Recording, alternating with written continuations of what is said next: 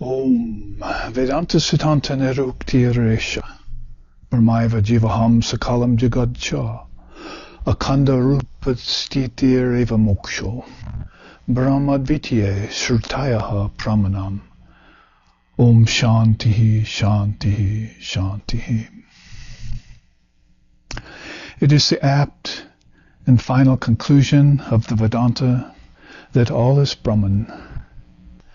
Time, space, living beings, and the world. Living in constant recognition of this fact is what is called enlightenment. Brahman is pure and perfect, and one without a second. And the Upanishads, the revealed scriptures, are the sure and certain proof of this fact. Om peace, peace, peace. For there shines Brahman.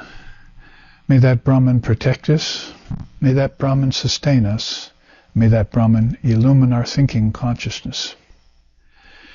May we not find fault with each other, with the world, or with the teachings, and may what we study be a source of inspiration to us eternally. Om peace, peace, peace. May peace be unto us, may peace be unto all. Om Hari Om, Hari Om, Hari Om Tat Sat.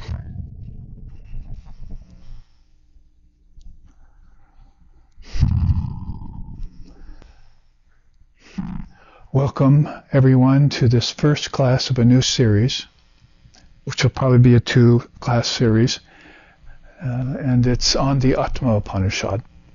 Last 3 weeks, actually 2 weekends, we were looking into the Vajra Sukha, that is the Upanishad of the diamond needle, and Vajra Suchika it's called. And we found out how penetrating the Vedantic wisdom was, or is. And therefore we have this follow-up class on the main subject of Vedanta, which is the indivisible self.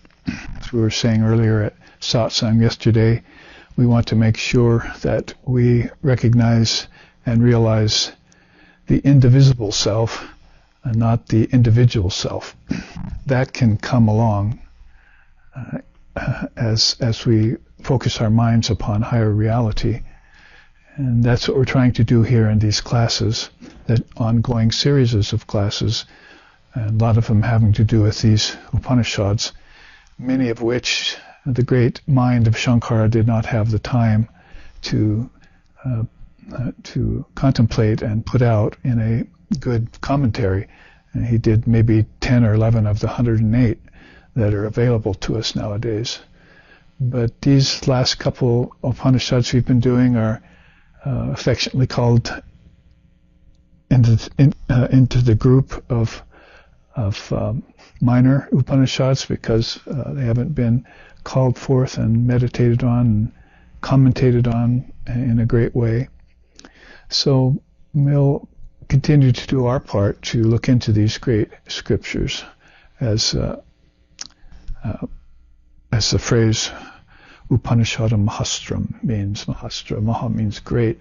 So they're always looking at these great scriptures in India as being the foundational scriptures pertinent to that phrase that we call Vedanta in this day and age, which is that darshana, or that method or clear way of seeing, which is most recognized today along with yoga. Of course, yoga has gone the way of a kind of physical yoga only, but it's the Raja Yoga that's really meant when we say yoga in accord with a darshana, that is one of the 6 orthodox darshanas. Vedanta and yoga are two that are still available to us. Vedanta mainly because of Swami Vivekananda's visit here in 1893 to the West. He came to England and America. He came to America twice, and so before he left, he was doing deep meditation on what we could most benefit from in India's vast and deep and aged and cured revealed scriptures, as we were just talking about. And he said that since they're very much intellectually oriented and have made some advancements along that particular yoga, then we should make sure that they know about the Vedanta, Anta end of the Vedas, which are these Upanishads. So today we get a chance to look into the Atma Upanishad. When I'm doing these Upanishads, these short series of classes, I'm on purpose choosing short ones because there are some very lengthy ones that would take a whole retreat to go into, or a long series over months to try and look into some of the great teachings there. That's how deep they are and how profuse they are with wisdom. We've been looking at some of the Mother Upanishads, some of the Yoga Upanishads. Well, let's look this time pretty much at a very straightforward Vedantic or Vedic Upanishad, because it has to do with that subject of the Atman. That's our true self, and contrasted to the ego self, which is often called the Antahkarana, or the inner organ, which is fourfold. That consists of our mind, our thoughts, our intellect, and our ahamkara, this non-self, this we were just calling or referring to as the individual self rather than the indivisible self. So looking at the contrast between the true self and the non-self is one of the great ways in which the rishis of India were able to bring forth the real and contrast it to the unreal. Maybe we shouldn't get too much bothered by the term unreal.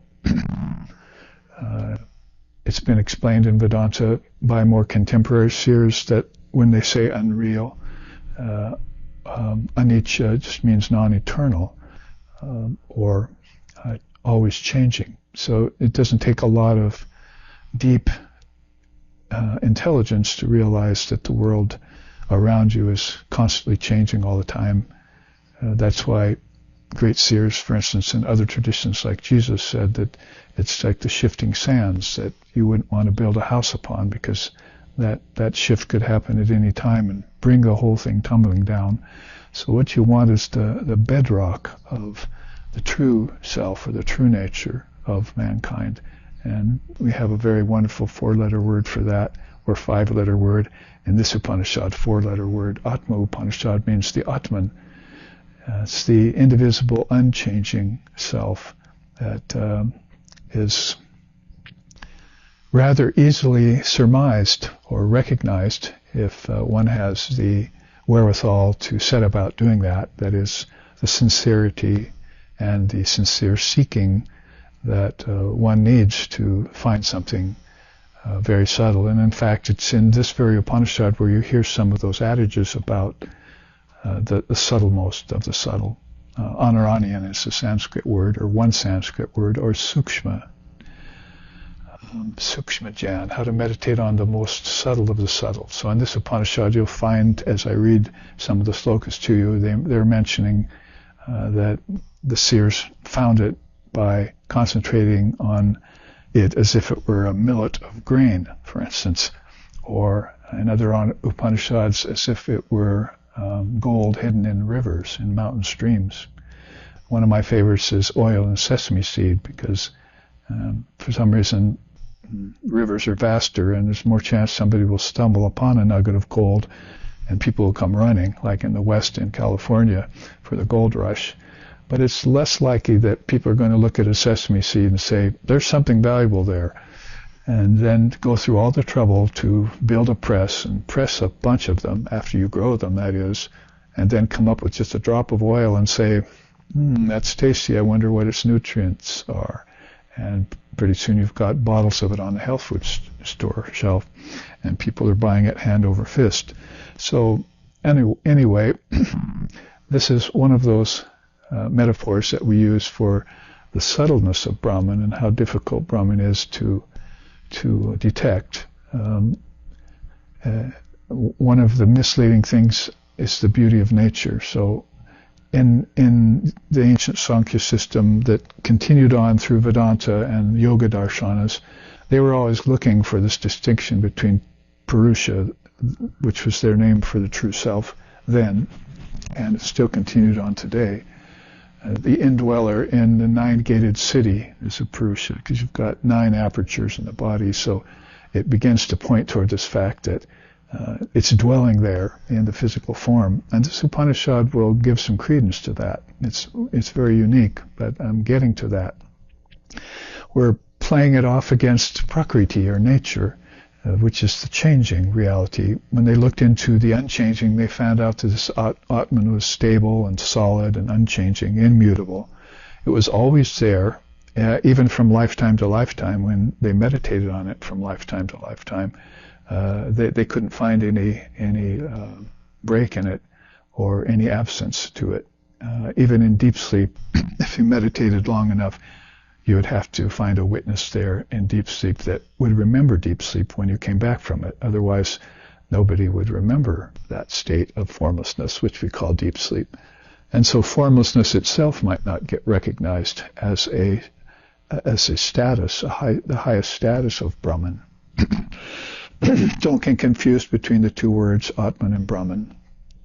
Shankara said Brahman is that vast ocean of consciousness. Atman is that swell of bliss that comes up every once in a while, that when it comes up, it doesn't break, it just disappears back in and rises. And its rising fills Brahman with joy, and it's that joy that fills the 7 worlds, and the lokas, and the bardos, and the conscious awareness of people.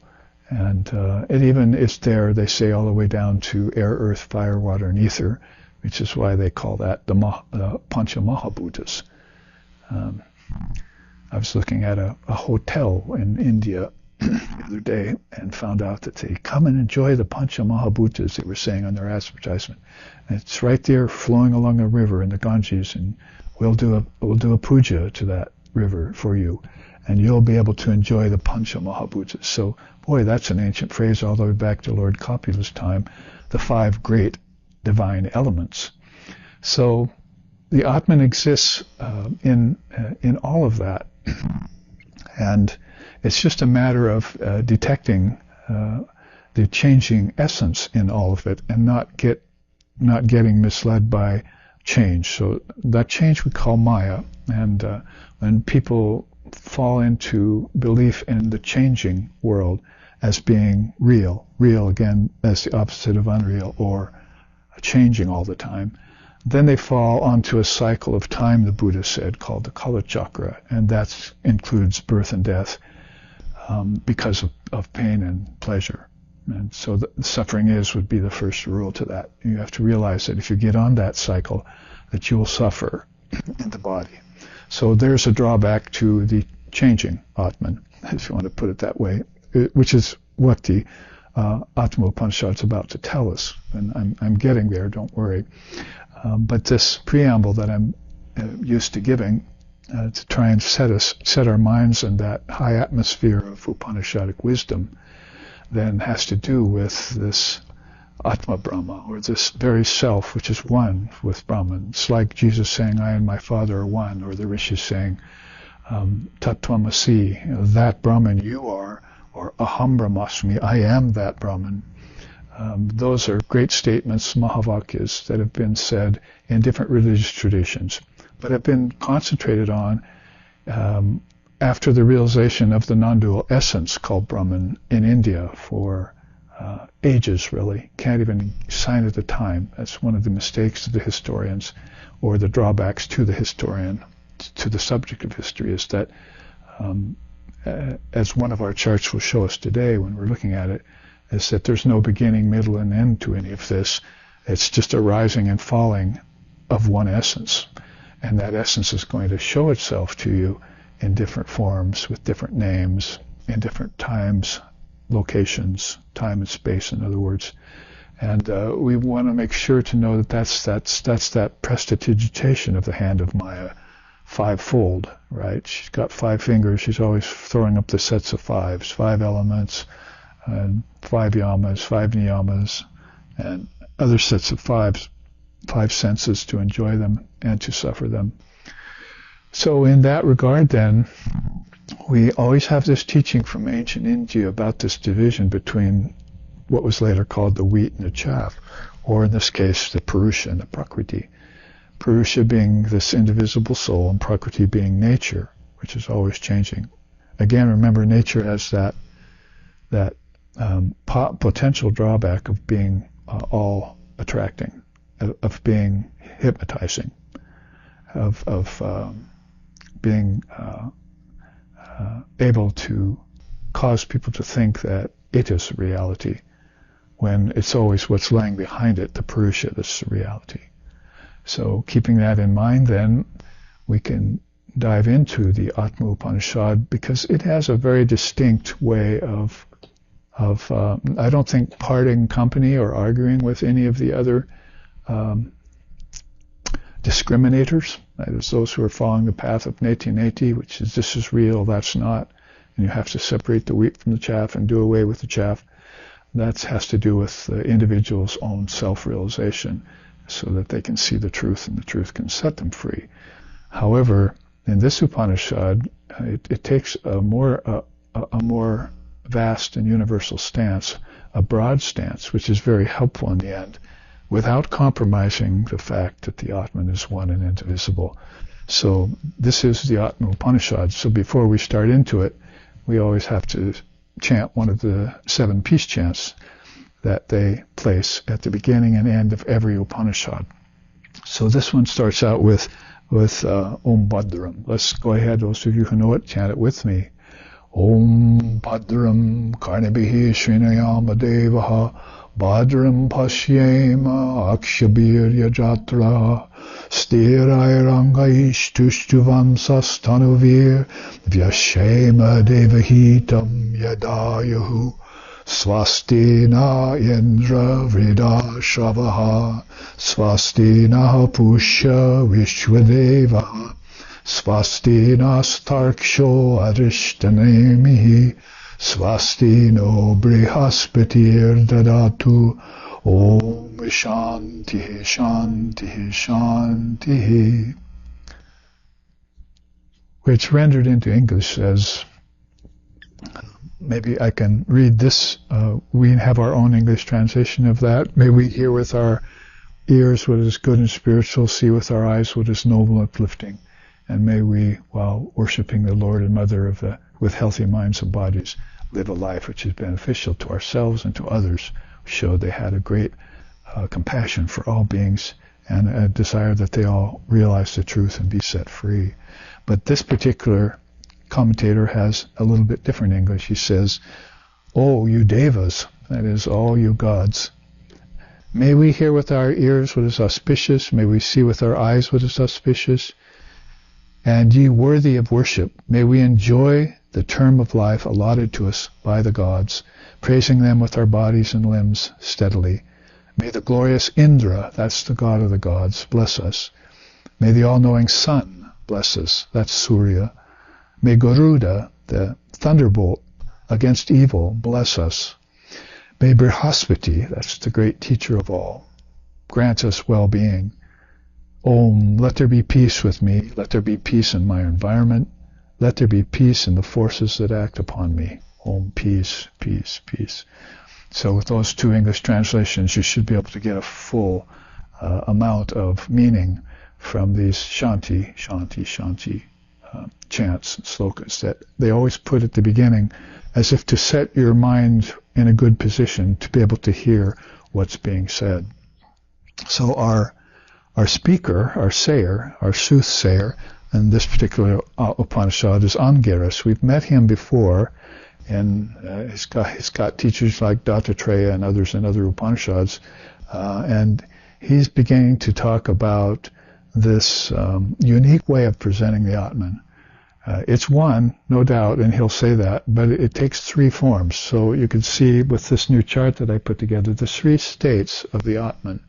So that says something, let's put it this way, because we don't want to step on any non-dual truth here and insult anyone, but basically Sri Ramakrishna used to say that a man who is an actor as a professor, profession, would go to the play that night, he'd dress up as a cop, or he'd dress up as a robber, he'd dress up as a thief or a policeman, and then he would go on stage and play his part. And he would take off that costume, put on his regular clothes, and go home. So then he'd be who he was for his wife, and he'd be who he was for his children. So apparently he's got all these states. He's got all these different ways in which he can express himself, you see. And nonetheless, what's the meaning? Is that he's always the same man. So that's how we have to look at this teaching of the three Atmans, so that we don't, it doesn't jar us into, well, I thought you said the Atman was one and indivisible, and we get all argumentative, and that defeats the purpose for looking at this unique view of the Atma Upanishad. So I'll just read it. It's in 2 sections, so I'm going to read the first section for you, and it's only 4 slokas. Then section 2 has about 31 slokas. So we'll at least get through today with taking the first section of this Upanishad. He says, that is, Angira said, the spirit manifests itself in 3 ways: the self, the inner self, and the supreme self.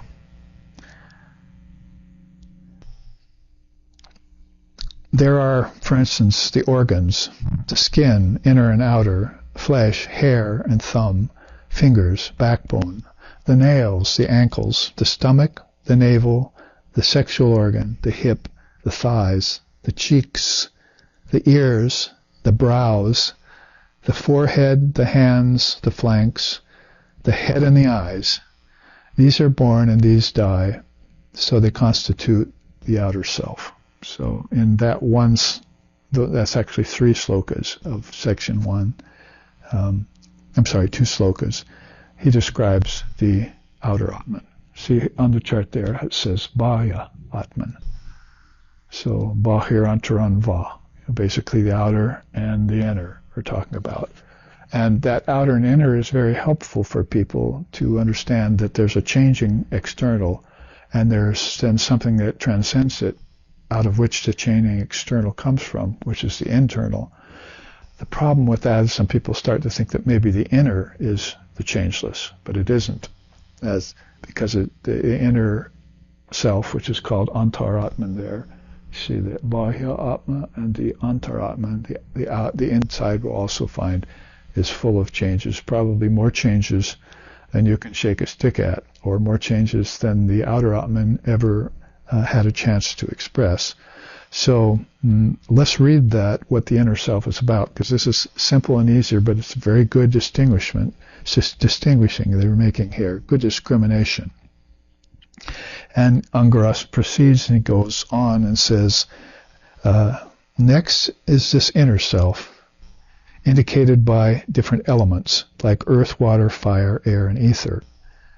Then desire, aversion, pleasure, pain, delusion, doubts, etc., and memory, and voice marked by high pitch, accentlessness, short, long, and prolate vowel sounds, the hearer, smeller, taster, leader, agent, and self of knowledge, walking, shouting, enjoying, dancing, singing, and playing on musical instruments.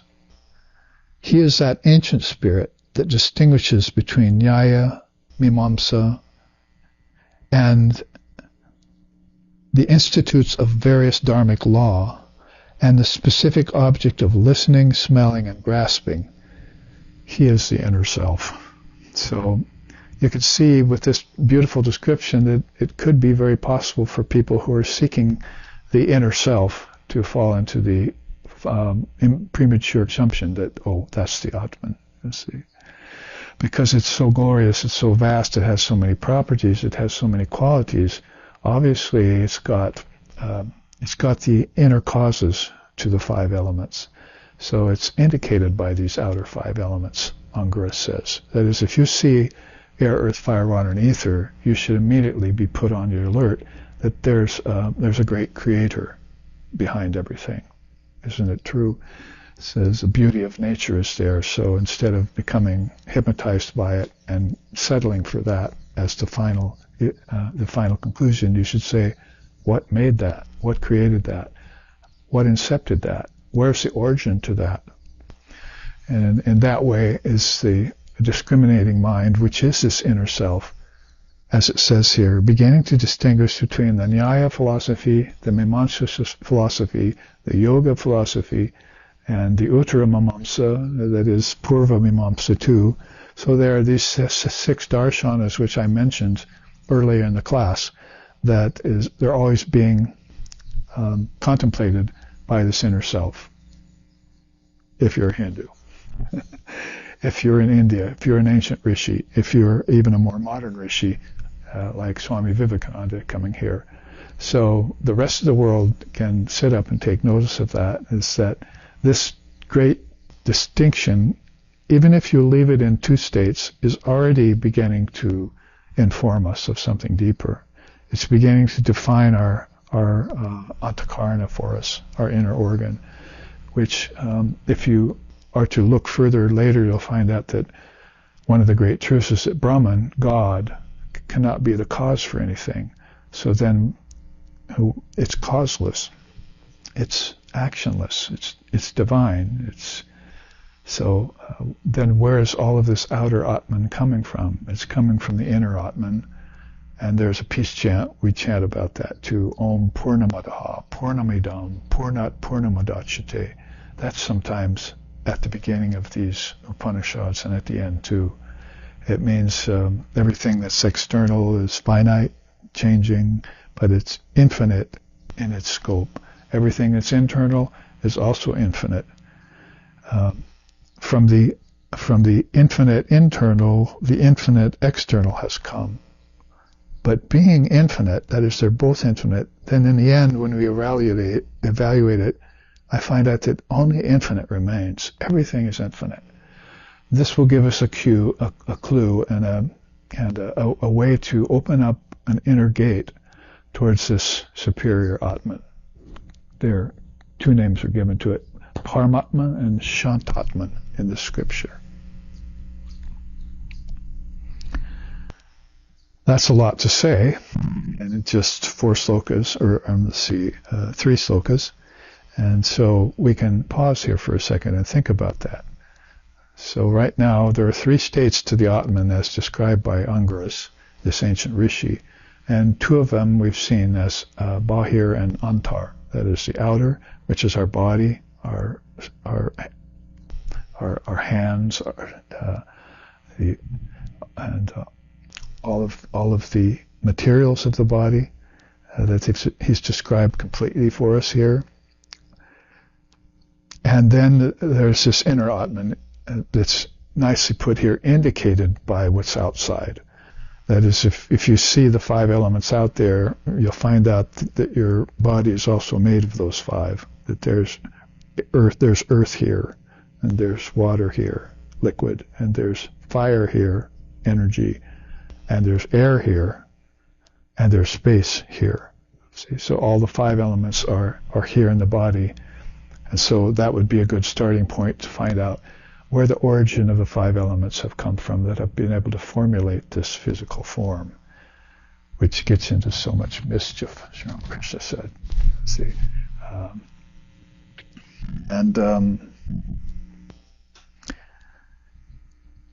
remember, other references in the inner Atman are important, because it's obviously when they're talking about smeller, taster, toucher, hearer, leader, and agent, that there's something that's manning the senses and the elements.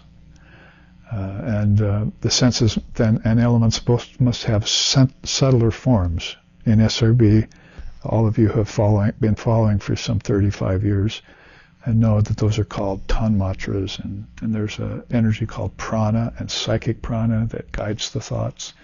And these are the kind of things that we're not grown with. That is, we didn't grow up with these kinds of teachings about the inner self or inner Atman. If we heard about the inner self, we maybe started to mistake it for thoughts, for intellect. And and for our ego. Oh, that's me in there. Hi, small self. And so we were making all sorts of errors by misinterpreting the inner self to be the great self. So you can see that probably short of that risk of misinterpreting the Atman being non-dual, there's a great benefit of taking that risk, is to see that this is going to delineate between the outer and inner. So if you did have the wherewithal from your youth, to realize that I think there's something inside of me that's different from all this, and I'm going to call that my inner voice, I'm going to call that my inner self, I'm going to call that my guiding angel, I'm going to call that all sorts of things. But if I had it explained to me that it was also changing, and that it was also using thought, and it was also tasting, touching, hearing, smelling, it was the agent of all those things. And it also danced, it also sang, it also shouted, it also stumbles, it says here. It stumbles around, so it gets into a tamasic state and makes a fool of itself. That's the body that's doing that? No, that's the mind that's causing the body to do that. So control of the mind then would cause the mind to be divine. Would cause the body to be divine. So it has these specific objects that it focuses on through listening, through smelling, through touching, through grasping, and it plays musical instruments and sings and dances.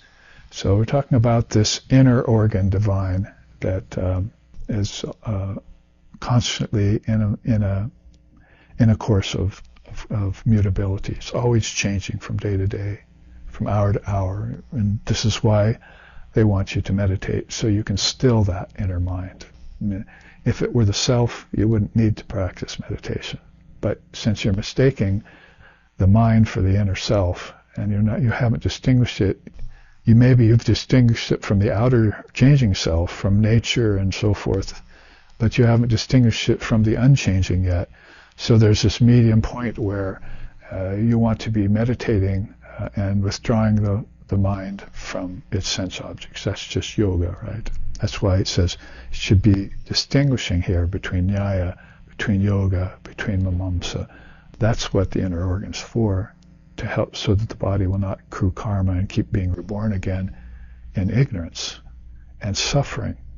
So if it did that process of that it's supposed to do for you, then the dancing, the singing, the playing of musical instruments, the hearing, the touching, the tasting, the smelling, all of that would be divine life, you see, because you would know that it's based on something pure and deeper. What is that? Well, that's the Paramatman, that's the Shantatman. And salutations to my good friend Swami Shantatmananda. I'm thinking of you when I must have taken your name when you saw this Upanishad. So Shantatman is that supreme self, also called Paramatman. Param, of course, means pure and supreme. And when you get into it, you would say, oh, there's just not that much to say about it compared to the outer Atman and the inner Atman. Wrongity, wrong. There's actually, Ungarius would disagree with you. He's got much more to say about the true Atman than he does about the outer Atman and the inner Atman. So you can imagine then how divine it is, how wonderful it is. And even if it's changeless and it's immutable and it's all pervasive, and some of the things that's going to get described here by it, then it must be far more resplendent and far more purnamadaha, full of everything. And it's also, interestingly and specifically, importantly, free of suffering. You see, both the outer Atman, body, inner Atman, mind, are always engaging in suffering. See, and they can't get away from it, and they get very affected by it. They accrue karma by it. So that means that we have to go. Ungarius wants to go one step deeper to the third stage of the Paramatman. And we can read that in the fourth sloka. So in the first sloka we had the introduction. Second sloka we had what was in the outer Atman. Third sloka we had what was the inner Atman consists of. Of course, all of these have to be in part, but it's a pretty good list when you look at it. Where else are you going to find a list like this? And then the fourth sloka of the first section, then he starts describing the bounties and the beauty of the Paramatman. He says, next comes the Supreme Self, the imperishable. So right away we know body and brains are perishing. The mind also has a kind of death, and it usually will come back again in another body. But as far as this lifetime is concerned, it's perishable. So first he says it's imperishable, and it is to be meditated on with the help of yogic steps. So here's where Vedanta and yoga begin to make their fine hybrid. These steps are breath control. Upanishads always start out with that. Vedanta always starts out with that. It already assumes that you've got ahimsa, nonviolence, truthfulness, non-covetousness, moderation of senses, wisdom, worship of the Lord. The yamas and niyamas of yoga already are in place.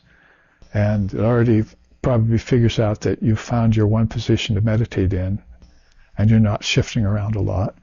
And also, then, what's next when you have the yamas, niyamas, and the breath is this fourth limb. So this is what it says.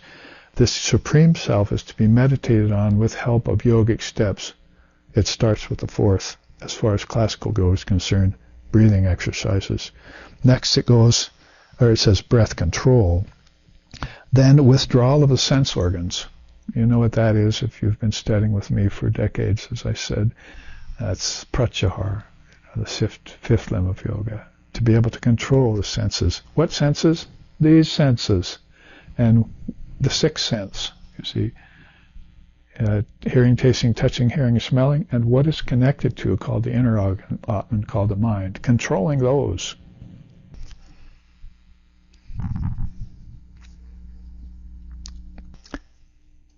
That is, to be able to withdraw them from your objects.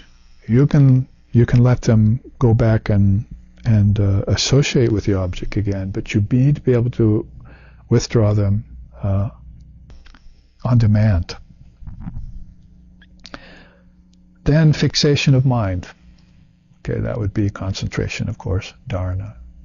So pranayama, pratyahara, dharana, right? If you're tracing the yogic steps he mentions here. After fixation of mind, contemplation and full concentration would be meditation samadhi, right? This Supreme Atman is to be inferred by the thinkers on the self as like unto the seed of a banyan tree, or a grain of millet, or 100th part of a split hair. Thus is he to be one and not known. That is, if you try and know with the restless mind and a body out of control, that's why nobody knows God and loves God, understands God, seeks God in this day and age, because he has to be approached and won by these yogic steps. And it's your discipline that does that. He'll come to you. Sri Ramakrishna said that. The devotee gets control of God, throws that rope of my practice around him, brings him to me, you see. If you try and seek him through a mind that's full of knowledge and ignorance, you're not going to find. So he's to be inferred by these great thinkers who think upon the self as like to the seed of a banyan tree. If you ever found one of those when you were here in Maui across the channel, you see, and unfortunately Lahaina had a pretty bad time of it not too long ago with a big fire there, but we used to go to that park in Lahaina, and one of the biggest banyan trees in the world was there. Our whole symphony, our whole musical 80-person symphony could set up under that, branches of that tree, and play for the people of Lahaina. So we never saw a seed there very often. but it must be very tiny, you see, of this whole spreading network of branches and this huge trunk with all its interlacing trunks. You have to think about the essence of that tree, not just get overwhelmed by the tree itself or use it for shade or whatever. But there's a seed to it. That's seeking origins, you see. Or a grain of millet, that's pretty small. Or 1/100th part of a split hair. So take a hair out of your head, you'd have a hard time splitting it twice, right? Even with a magnifying glass. But think about it split 100 ways. And it's going to go beyond the physical hair.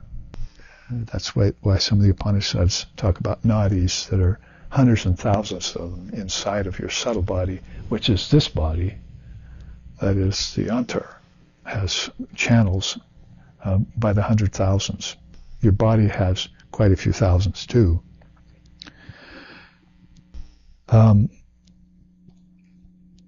Thus he is one, not known. He is not born, does not die, does not dry out, is not wetted nor burnt, does not tremble, is not split, does not sweat. All of this probably good in reference to what Sri Krishna told Arjuna on the battlefield, right? That self of the Atman is never pierced by arrows or spears, and it's never drowned by water, it's never burnt by fire. So these are ancient teachings of India that go in all directions to all the darshanas in the breadth of India, contained here in the foundation of India's teachings called Upanishad. That teacher you find which unloosens the knots of ignorance in you, Upanishad. So, yes, not born, doesn't die, it's not dried out, it's not wetted, not burnt, does not tremble, does not split, does not sweat. It is beyond the gunas. And every other religion in the world, the followers of the religion are going to go, hey, what's that, sir? What did you say? We've never heard of those. So we have to find about 3 gunas, tamas, rajas, sattva. That is inertia and activity and balance, if you want to put it scientifically. Or if you want to put it in terms of your restless antaratman, that is your restless mind, then it's going to be dullness, restlessness, and temporary balance. Rajas, tamas, rajas, and sattva. Your mind is going through that all the time. The point here is that the Atman doesn't go through that. So right away, if it's beyond those 3 things, we have to say it inactive with a capital I. Whereas these two cannot claim, these 2 forms of the Atman, states of the Atman, cannot claim that. The mind might be able to claim it in deep sleep. But in the body's tossing and turning in sleep, it's not necessarily having that kind of inactivity with a capital I. So it's beyond the 3 gunas. It is the eternal spectator. So here we have what we were talking about yesterday at satsang, the witness consciousness, or sakshi bhutam. Everything that happens, if you don't have the spectator within you, you're running towards it to grasp it. Like, doesn't matter whether it's beautiful or horrible. They run towards it to grasp it. They say, oh, that's horrible. But they're so attracted to the spectacle of the horror. So it doesn't matter really whether it's beautiful or horrible. People run towards it unless they have the ability to withdraw the senses and the mind. Going back to the other steps of yoga, right? So if you were able to see something beautiful and not fall into its influence, you're able to see something horrible and not react to it, then the spectator's alive in you. You see, the witness consciousness is alive in you. There's no other teaching like it in the other religions, along with the gunas. So gunas and spectator, right away, Angress is giving us this beautiful essence of the Vedanta and informing us of this. If we've already heard about it, he's reaffirming it for us. If we already know it, he's celebrating with us. See, about it. So it's ever pure. So Haranmaya Parikoche Virajan Brahmanishwalam. It's this light that has no other darkness competing with it. Darkness cannot compete with it. It's partless. That's a good way of saying indivisible. In case that's too long a word for people or they don't want to think about it that way, it doesn't have any parts, like everything else, like your body. What are the parts? Backbone, nails, ankles, stomach, thighs, cheeks, ears, brows. Are those enough parts for you? Be happy with the parts. But now meditate on the partless reality, which is the Paramatman. Because the Antaratman, the mind, has still got plenty of parts to it that can insinuate themselves. It's alone. The word there would be kevalam. It's supremely alone. It's not like it's lonely.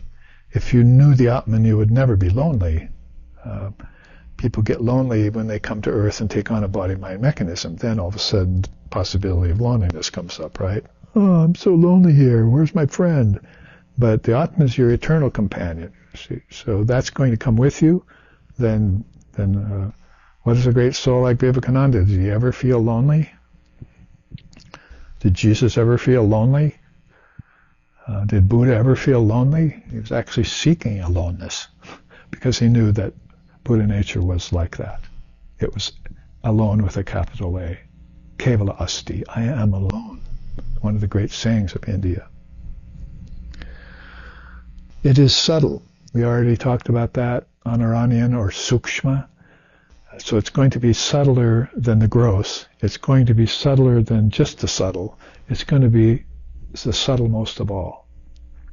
And that's why they say, since you cannot grasp that with this, and definitely not with that, what do? Think about a millet grain. Think about a seed of a banyan tree. Think about a split hair and meditate with that vision.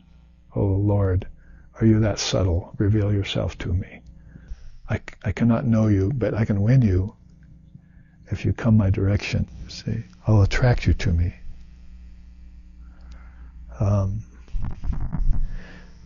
It owns nothing. So I would say that one of the more detrimental qualities of both the Bahya Atman and the Antaratman is that it wants to own things. It's actually one of the 8 occult powers, is wanting to own things and dominate over beings and possess things for itself. I want this for myself. And, usually it's not going to want to share that with other people. If it wants it for itself and it wants to share it, then there's a little bit of light there. You got some sattva going on, not just rajas and tamas. But basically, it's in the Buddhism, it's this selfish grasping. See, I think the animal for that is the rooster. See, I used to feed chickens. They were abandoned. The females couldn't give eggs anymore, so they just put them out in the field. So they came up, and there's this rooster who was also worthless at the end of his life.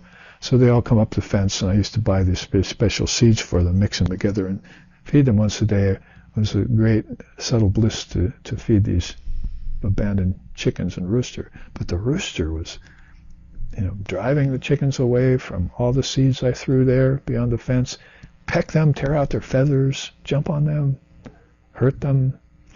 Of course, they wouldn't be waylaid. As soon as he was gone fighting with another female chicken, they'd come and steal some seeds.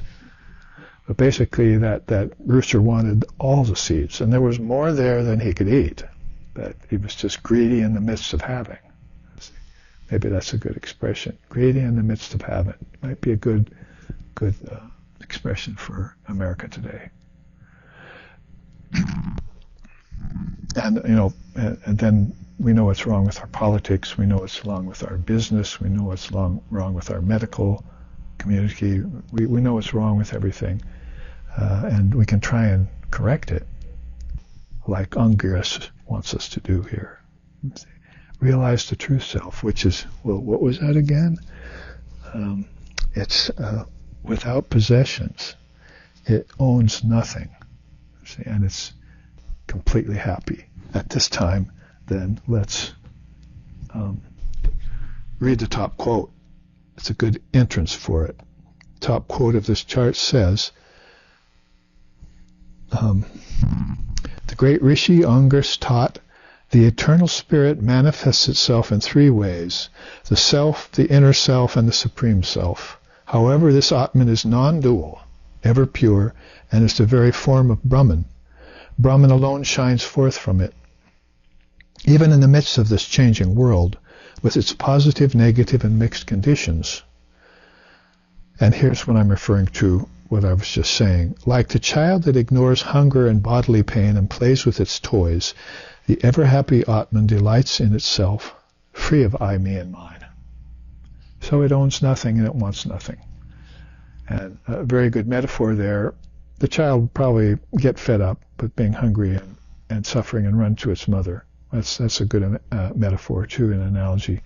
But nonetheless, you see, and I remember this about my brothers and sisters in my own childhood, is that if I was unhappy and I got a hold of something to play with outside with a ball or whatever the case may be when I was a boy, then I would forget about food completely, and I wasn't hungry anymore.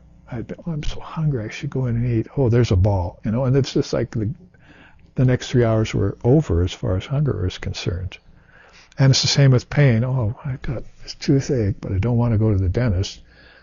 So, I'll just play with this game board over here. I don't need to tell the young people of today about gaming. It's gone beyond into a whole different realm. So the point of that is that the mind can take itself and put itself on something. In this case, the Atman is happy inside of itself, free of possessions. And so we'll have to kind of meditate on that, try and envision what that's like.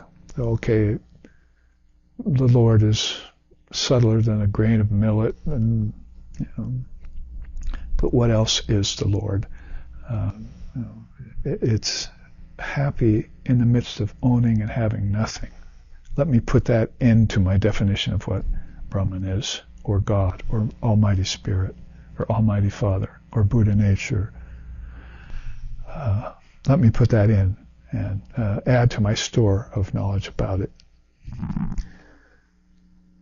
So that's what I'm referring to here in the description of this very long fourth sloka of segment 1 of the Atma Upanishad. To finish it up, because I'm commenting on it as I go, it's blemishless.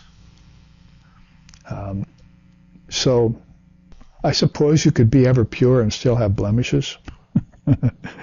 if you want to contest that I've already said that. Basically, it could be a person who's just perfect, but they still have some blemishes on them. But inside, they're perfect. So the blemishes are incidental in that case. They're just something that happened to the non-essential part of it. But the essential part remains the same and ever pure. It's ever free, never bound. Immutable. That's, of course, changeless. I've already said enough about that. It's devoid of sound, touch, color, taste, and smell. And that's what the Antaratman is involved in. You can have tasting, touching, hearing, seeing, and smelling as the actual organs in the outer organ, but on the inside it turns into these tanmatras. Who is it? Who is the one that's smelling? Who's the one that's enjoying the taste? Who's the one that's hearing the music and enjoying it? Who's the one that's tasting the food and enjoying it? That's the mind's business going around. So that's why we have to ask, who is the enjoyer here? Who's the supreme enjoyer? There was a God blog about that last week we talked about. You have to imagine the sum total of all beings and what they enjoy through the senses. And then you can take that and put that as a definition for God with form. That's called Ishvara. He's the sum total of all enjoyment. Oh, I wish I was him. Hold on there, he's also the sum total of all suffering. Can you manage that? You see, he's the sacrificer too. So he's the enjoyer, but he's also the sacrificer. You have to know that about God with form. But we're talking about here about God beyond form, and Angress is helping us to see that there's a difference between body, mind, and spirit. The three states of the same Atman. So we're not falling for any divisions here, as I said earlier, but we're actually fleshing out all of the knowledge about who we truly are, what we have at our disposal, how bountiful we are, how precious is this precious human body even. So devoid of sound, touch, color, taste, and smell, the Atman has already said that. It's already happy playing with itself, you see, in its own alone state of fullness. Lonely fullness. It's already happy with that. It's non-grasping. So there again, you look at the rooster and so forth. I just said about that. It's not grasping and holding on to things. Our own founder, Lex Hixon, peace and blessed be upon him, was often talking about the problem of humanity in terms of selfish grasping. See, that's one of the go-to phrases he used for that unfortunate quality, negative quality in human beings. Also omnipresent. I like to call that the three Ohms. Omnipresent, omnipotent, and what's the other one? Omniscient, yes. So we have three Ohms there, three great words that begin with Om. In this case, omnipresent there would be all-pervasive. It's a beautiful phrase in English. There are some English words, we're fortunate to have the English language when we look into the original Sanskrit of India, and the Pali too, is that we have some words that can really define what the rishis realized and what they intended by these words. So omnipresence is one of those, also all-pervasive. That means both of these selves are pervaded by this. See. This self is pervaded by that self, and that self is then pervaded by this self. So both of these are provided by Atman. That's how we find out that Atman is within, everywhere, in everyone, in everything, at all times. And this is what Angress is trying to tell us and communicate to us. Finally, in the end of this long fourth sloka on the Paramatman, it acts not, we said that, it is unthinkable and invisible. So that's painful to people who are trying to seek God. Where are you, O Lord? Where are you, Divine Mother? Where's my father and mother? I don't see them here, in objects, and I don't feel them here in emotions. I don't enjoy them here in my senses.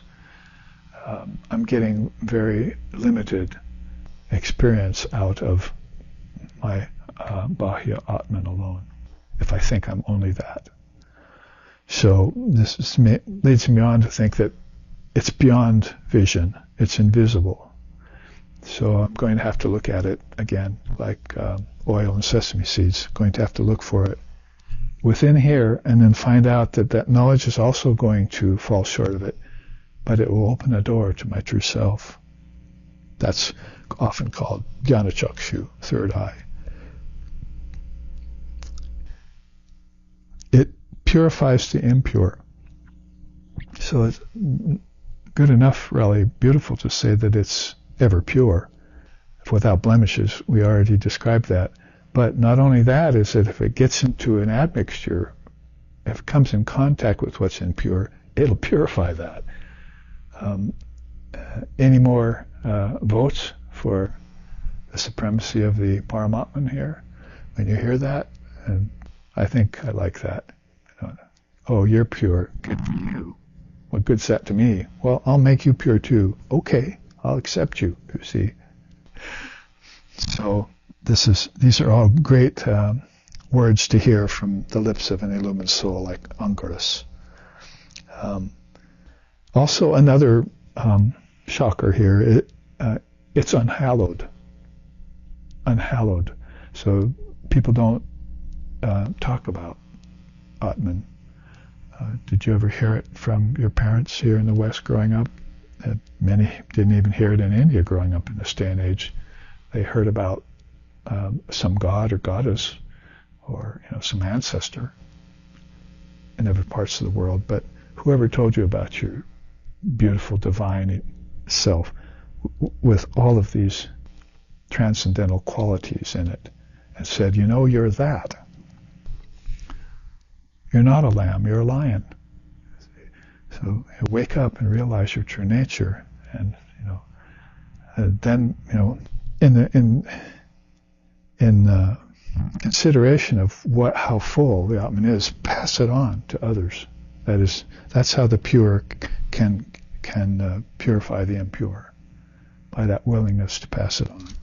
But the whole thing then is that it's unhallowed. Then I'm going to have to find someone like Anguras, like we found Swami Sheshanandaji Maharaj in our lives. Peace and bliss be unto him. We found him, and he was talking about nothing but Atman and Brahman all day. So, not a bad trade-off. If the whole world around you, your family, your teachers in school, the society around you that you were mixing with, none of them told you about the Atman, you finally found one person who could talk about nothing else but the Atman. So, then that person must be like a seed of a banyan tree. It must be like a millet of grain in a pile of grain. Must be like oil somewhere in a sesame seed that I'm going to have to find. And so the game's afoot, and the great goal is to be reached that way. Ankuras, you'll have to go to beings like Gaudapada and others to find the non-dual described so mellifluously and so completely expanded upon like this, and so you can take each one of his words and take it apart like I'm doing, contemplate it. So in this fourth sloka he does that about the Paramatman, and he ends like this: it acts not, and it is not subject to empirical existence. So here he draws the line. He says, don't conclude just because that this pervades these two bodies, that these two bodies are this. You see, these two bodies are living in empirical existence. There's a beautiful line later where he puts it in a different way.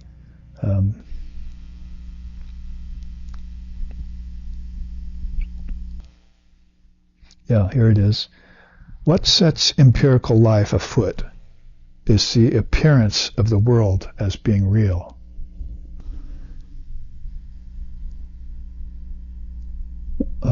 What winds up empirical life is its appearance as being unreal.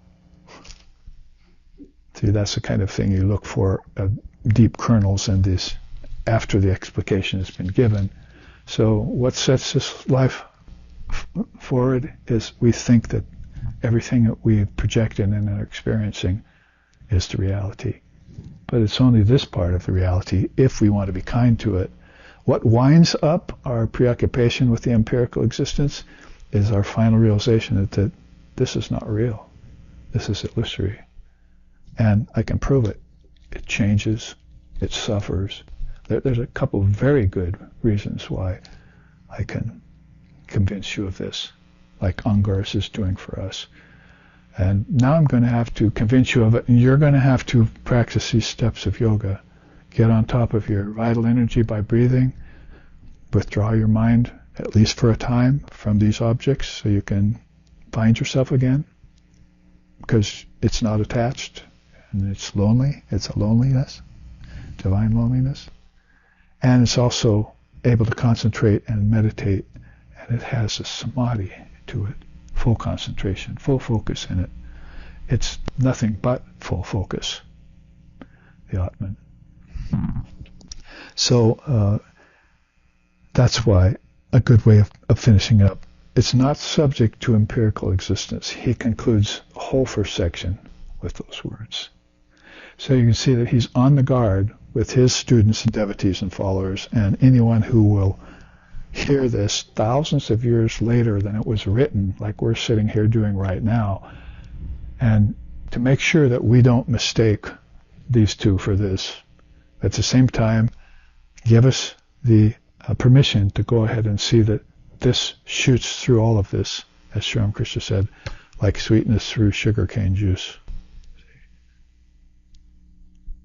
There's bits of husk, there's bits of grain in sugarcane juice when you filter it. In India, when you run the sugarcane through those presses. But there's also the juice itself and the sweetness. So there's three things there in that. So like that, it says this will run through all of this. It will run through hearing, tasting, touching, hearing, and smelling. It will run through shouting, enjoying, dancing, singing, playing musical instruments.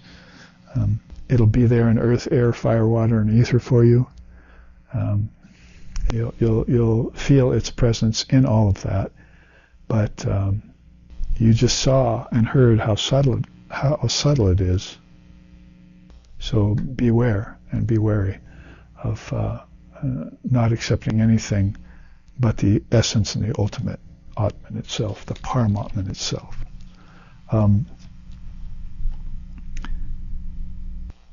Let's finish the chart.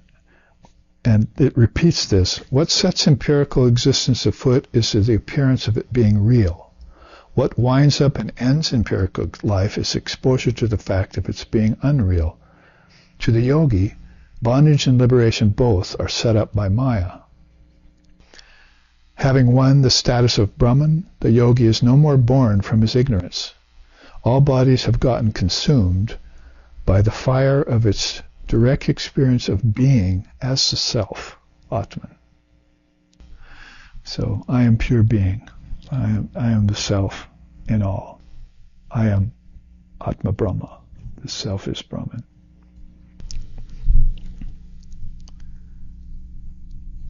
Only the I exists, none else exists, and thou art that, as Vivekananda said in one of his beautiful poems.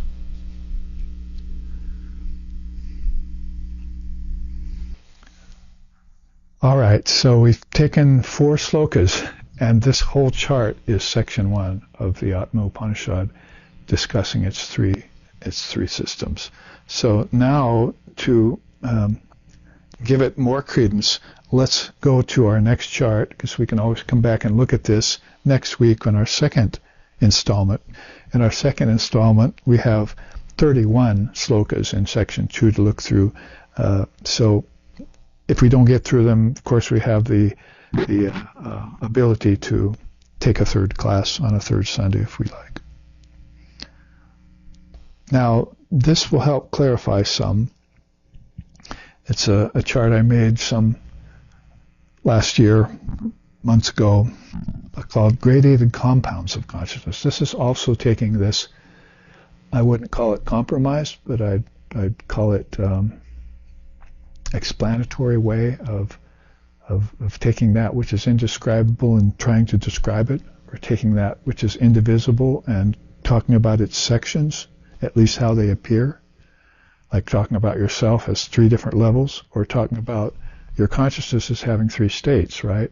What are they? Waking, dreaming, and deep sleep. Does that take away the beauty of your consciousness by the fact that it has 3 states? Does it make it less non-dual? Only if you fall for the states and self and not for consciousness. So you always have to keep that indivisible reality in mind and in view as the ultimate. What did I just chant? Vedanta Siddhanta Niruktiresha Brahmayava Jivaham Sakalam Jagat Kya. Still final and most mature conclusion of the Vedanta that all is Brahman. But living in constant recognition of that fact is called enlightenment.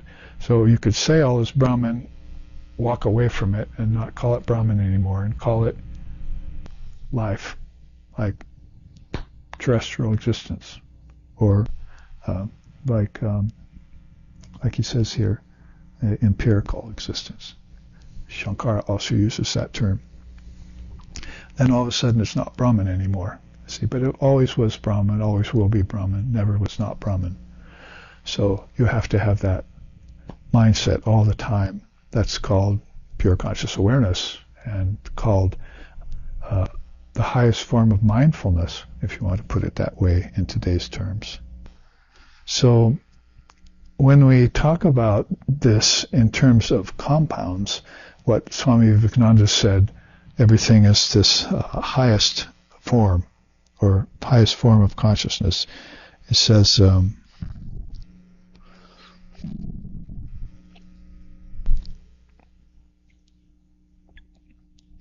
this first quote, for instance, the question of what came first, the chicken or the egg, is not rational. For consciousness, as well as being immediate and spontaneous, is anterior to form and activity.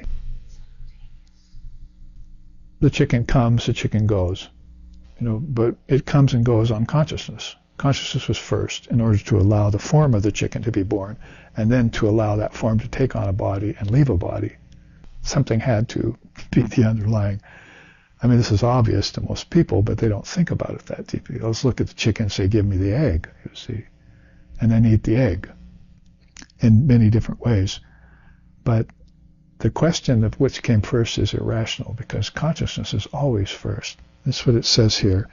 It is the grand predecessor of everything. In the case of embodying beings and nature, then, the awareness that infused celestial, human, and animal forms precedes all of nature's manifestations. But it cannot embody until nature produces the many worlds and their copious bounty. Thus it appears that nature is on the scene prior to all creatures, high and low, but the great mind's will pre-plans all that is to occur and provides the multi-layered, multifaceted ground upon which it occurs as well. And intelligence is the first thing out of the gate. That's a quote from Vivekananda. And the first compound of consciousness. That's also a quote from Vivekananda. So this is how I would put it together in terms of the king of consciousness, or the grand predecessor of everything, is pure conscious awareness itself, nameless, formless, deathless. Go back, find your Atma Upanishad, review this class and what I just went through, and take sloka 4 and look at this chart and make sure that you know what your Paramatman is, what Brahman is. And then these kinds of realizations will come to you, and you'll be able to fully understand them. Now, Purusha Prakriti, Brahman, Shakti, Brahman and its Maya, there are different couplings going on here. God and the soul, different religions and different seers and different thinkers throughout the world have always seen these two partitions of, God and the world, for instance. Vedanta always would want to say, God is real, Brahma is real, the world is changing. But dualistic religions might aver different. They'd say, God is different than the world and human beings, and the two can never meet. So that idea of oneness is not present in that kind of thinking, in dualism. And it's beginning to become clear in qualified non-dualism, as taught by beings like Lord Vashishta and others. And Angiras is definitely posing that we should look beyond a sort of sterile and limited idea of, the self is one. Well, yeah, but it also obviously has these three different platforms it operates on, like our consciousness. It wakes, it dreams, it goes into deep sleep. What's that all about, you see? So when we're talking in terms of twos, then this is how I put it in this chart. There's these two eggs, as it were. On the left-hand side there, you see basically the sentient soul and how it emerges. On the right-hand side, you see how nature has a primordial seed to it. And if you look back at this chart, eventually you're going to see how this makes sense out of the expression of this. So obviously Angiras is talking about the self expressing itself in three different ways, even though it's always one. Like that actor who puts on clothes and goes to the theater, takes them off, gives up his role, goes back home, and he's just the father again. That's one person that's doing that. So it's one Atman that's taking on these three forms, and it's one Atman that's giving rise to these two different eggs, as it were. Let's call them Brahmandas, or let's call them Hiranyagarbha. If you can see, and it's not a hard study, on the right hand side there, nature's primordial seeds starts in unmanifested Prakriti. So unmanifested Prakriti then is latent and potential in consciousness. And there's where you're going to get later air, earth, fire, water, and ether, physical universe full of billions and billions of suns and planets. All of that's going to come flowing out of unmanifested Prakriti. It has to have a source. So everything here, like that seed in the banyan tree we're talking about, metaphorically for Brahman, here it actually becomes more real to say that everything comes out of a seed in nature. And those seeds are then all stored in manifested Prakriti. What the great seers found and later communicated to us is that those seeds are in our deep sleep state, in a unformulated or formless part of our consciousness. They lie there. And when beings come into the rest of this arc called life, when nature comes into it and when souls come into it, as Anguirus was saying here, it's basically it's entering into all of these. This is getting created from these seeds, and it appears first before as kind of as if intelligence and sentient weren't there to see it appear, and then beings see it later, and they come into it somehow and take on a body there in the worlds, and that might take billions and billions of years in the creation theory and so forth. But what India is saying is that no, that's all an appearance, and it's all lying in potential inside of the great mind, and the great mind too wakes, dreams, and sleeps. And when it sleeps, it's called pralaya, and everything goes into formlessness. Everything that is insentient goes back to unmanifested Prakriti. The soul, which is always sentient, goes back to the Atman. And this is how, in general at least, they would explain the two modes that are always going on. God in the world, if you want to call it that, or Purusha and Prakriti, is a very good coupling. So we have to then fill in our thinking about nature. Oh, it has a source, and it's not in Brahman. Brahman is not the source for anything. It's not the cause for anything. It's the unsourced source for everything. But basically, everything that is insentient has seeds back in unmanifested Prakriti. What are some of those things? These three gunas that Anguirus just mentioned, right? That is inertia, activity, stasis. Those three are all there in unmanifested Prakriti as seeds. That's why beings want to get beyond them and realize themselves as their Paramatman. So they want to realize their supreme self, because these are binding and can route them into lifetimes and suffering and so forth. What's next after gunas? The tattvas. We know 24 of them in Samkhya that Lord Kapila outlined for us. Come to the December retreat next month now and find out that one Upanishad we studied recently lists 92 different tattvas. So you can see that tattvas, or insentient principles, are very interesting as stepping stones which the soul takes back in. Like, for instance, air, earth, water, fire, and ether, tasting, touching, hearing, seeing, smelling, inside of your two lesser selves. Those are tattvas. Consciousness visits them and abandons them, visits them and abandons them. Or if you're not careful, it'll visit them and become them. That's a spiritual suicide. Then you're born thinking, I'm an object, I'm a body, I'm an animal, which never was the case. So that's why these kinds of delineations that Angaris is making also can be explained in the ancient, what's called the Adi Daiva Vidya, the ancient divine wisdom of India, comes forth to help explain this. So these tattvas, like air, earth, fire, water, and ether, they have their seeds back in unmanifested Prakriti. Then you call the Pancha Mahabhutas, remember I mentioned that earlier? 5 Maha, great, Bhutas, elements. Air, earth, fire, water, and ether come out of unmanifested Prakriti. That's where their actual origin is. They didn't just somehow physical space appeared, and then billions of years later, one planet actually got 5 of them. See, out of nowhere, and nobody can explain it except through a Big Bang, which is energy.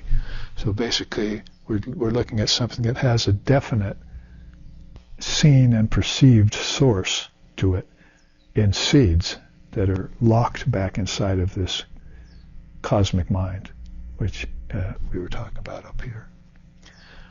They're not consciousness itself, but they're compounds of consciousness. And intelligence is the first one. We'll get to that. Then living forms come out of that. So that's this, you see. And probably somewhat of that too. It's not the soul. The soul's over here in the sentient arc. The living forms are bodies, gross body and subtle body. Those consciousness takes on and abandons. They're not all alone by themselves, full by themselves. They do die, they do dry out, they do sweat, they do all these things that Angaris is telling us about that the Paramatma is not subject to. They're part of empirical existence, they're part of manifestation, and they all have their seeds back in insentient nature, unmanifested Prakriti. Well, if it's insentient, then how does it express itself? Through the sentient side of everything. Let's follow the arc this way and go around to the sentient soul and how it emerges. Remember, he's talking about how empirical life starts afoot, and then because someone has to all of a sudden say, "Oh, look at all that manifestation there. I think I can get into that and enjoy it." But how does empirical life end? Oh, I got into it and I enjoyed it and it didn't satisfy. I think I want out of it. You see, so that's how empirical life, to quote him here, will wind down when the soul gets tired of these mechanisms, knowing them to be insentiency, gets tired of these two expressions of the self, which are limited, and finds itself in the eternal self. Empirical life stops there. That's called the end of transmigration. It's also called living liberated condition, jivan mukta. And it's determined and characterized by the word samadhi, or the highest state of pure conscious awareness. If you were to follow it around this way in the following minutes, you'd see psychic prana comes about.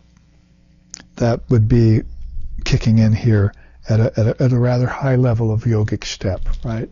In other words, psychic prana is found here in the antaratman, the inner atman. That's what's guiding your thoughts. It's what's actually not so much guiding them, but animating them. My thoughts are moving. Oh, my thoughts seem to be kind of stopped right now. My thoughts are low. Oh, my thoughts are really inspired. That prana flowing or not causes this to happen. And psychic prana begins to take on the look of intelligence coming from the Atman. That's why I put it in this side, in this egg, you see. It's almost synonymous with Shakti at this point, the dynamic power of God. And that's why it's connected next to knowledge.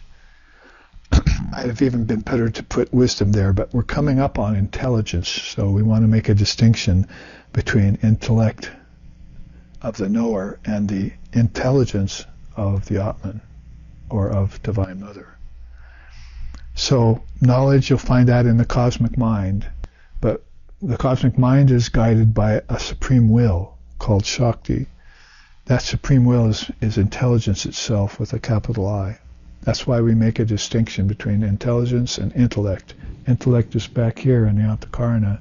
It's a storage unit. It's part of this. See, it's a living form. But intelligence that gets into the intellect, that has a chance of actually rising up and out of it. So that's this first compound of consciousness Vivekananda is saying. And it's designated best by the word Om. The three mantras of AUM, which has all sorts of significance in the sentient way that it's looked at by the rishis like Angaras and others. And then there's what we're talking about all day today, the Atman, the divine Atman.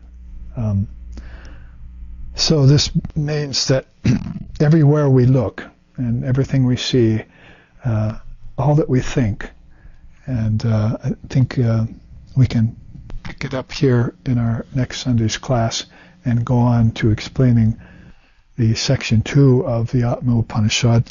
But just to conclude that then, since we have considered and looked at the 4 slokas of section 1, which were powerful and full, took a whole chart to introduce them to us, and some explanation of some of the basic principles there, then we can pretty much end on a positive note with our gratitude to the great Rishi Angaras, that he has fleshed this out for us and opened us up maybe from a more limited sense of oneness to an all-pervasive sense of oneness, to an expansive sense of oneness. It's good to say I'm religious. Might be better to say I like all religions, but it's best of all to say all these religions are universal in existence. And so in that way we want to expand from that limited sense of self to an internal sense of self, to a grand and great predecessor that's at the foundation of everything. And that's often sung about, and we will end that way too here.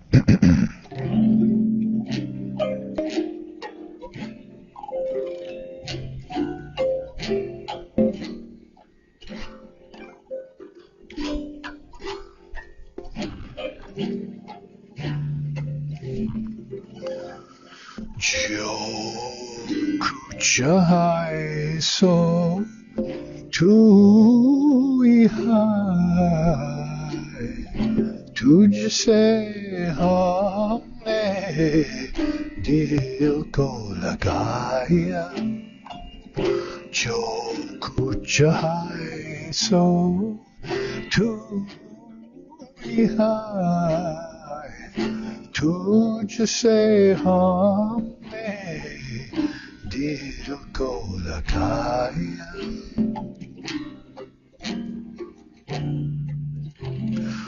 O Lord, I have finally understood that all exists in Thee.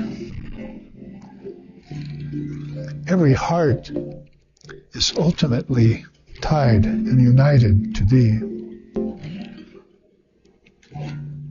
Yeah, all that exists art Thou.